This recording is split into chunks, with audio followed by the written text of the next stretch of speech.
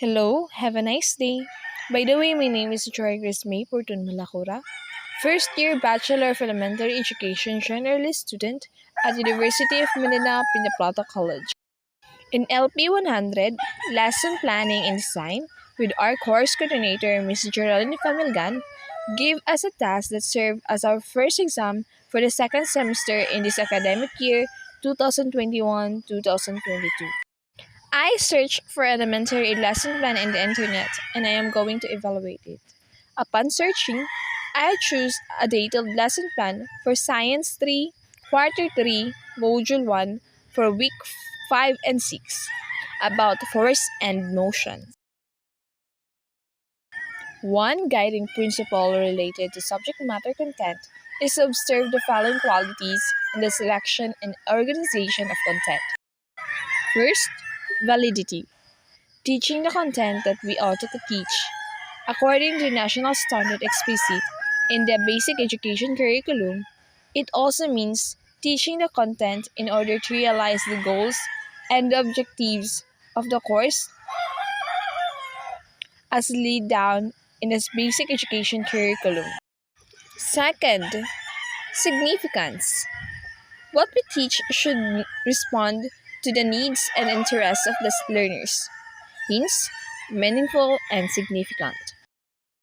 The third is balance.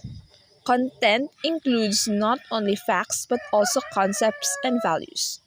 The use of the three-level approach ensure a balance of cognitive, psychomotor, and effective lesson content. A balanced content is something that is not easy to bore the above average student, neither not too difficult to turn off the average. It is something that challenges the student. To observe the principle of balance, no topic must be extensively discussed at the expense of other topics. Fourth, self-sufficiency. Content fully covers the essentials. Learning content is not mile wide and inch deep. The essentials are sufficiently covered and treat in depth. This is a case of less is more. Fifth, interest. Teacher considers the interests of learners, the developmental stages and cultures, and ethnic backgrounds. Sixth, utility. Will this content be used to the learners? It is not meant only to be memorized for test and grade purposes. What is learned has a function even after examination is over. And lastly, flexibility. The content is flexible in the sense that the essential content can be covered in the amount of me available for instruction, a guaranteed and a reliable curriculum in the first. The school-related factors that has the greatest impact on student achievement, according to Marzano 2003. So that's all for guiding principles in the selection and organization of content.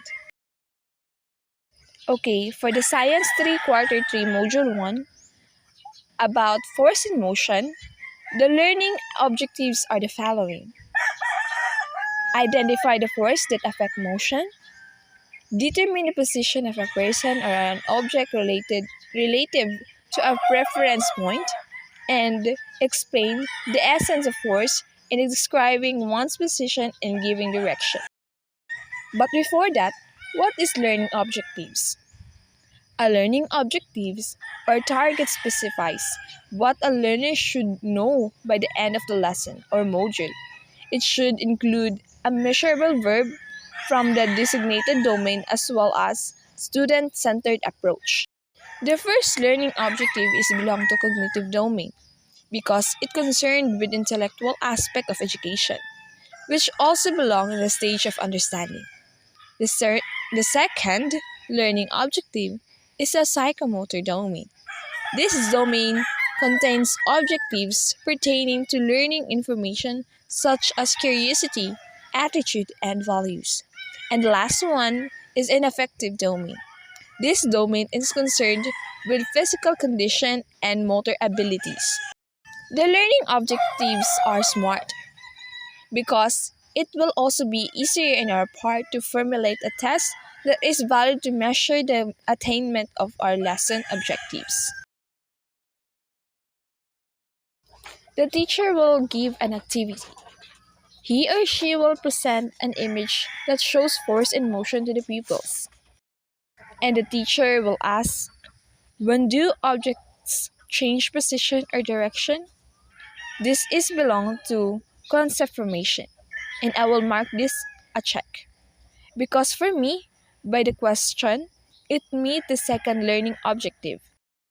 In addition, in a concept formation lesson, the teacher uses carefully selected examples to assist students establish their own understanding of a concept before defining it for them.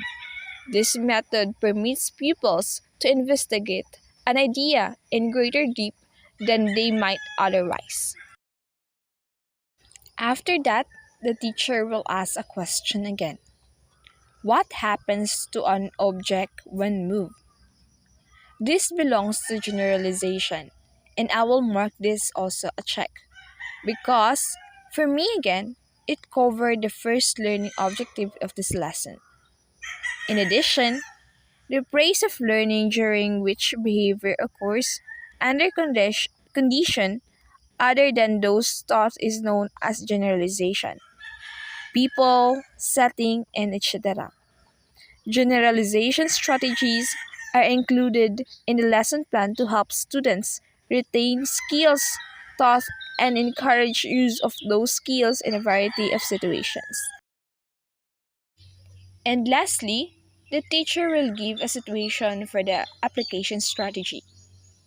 You hang your laundry at your backyard. You found out that a big tree is blocking the sunshine. What are you going to do? Will you transfer your clothes to other place? Why? I will mark this a check also because it covers the last learning objective of the lesson. Okay?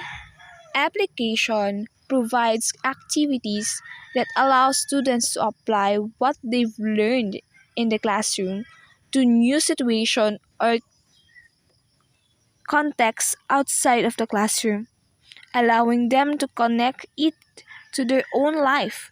Choose activities that students can relate to or about which they have shown concern. I will describe my own perception about lesson planning design by these three objectives that flash in the screen. I can say it is appropriate, complete, and effective. So that's all for this video. I try my very best for this task, and I love to be corrected for all my mistakes about this for me to learn. Once again, thank you so much, ma'am, for this opportunity to evaluate others' lesson plan. Thank you so much. May the Lord God bless us all. Stay safe. There's a will, there's a way. Physically distanced, but academically engaged. Thank you. Bye-bye.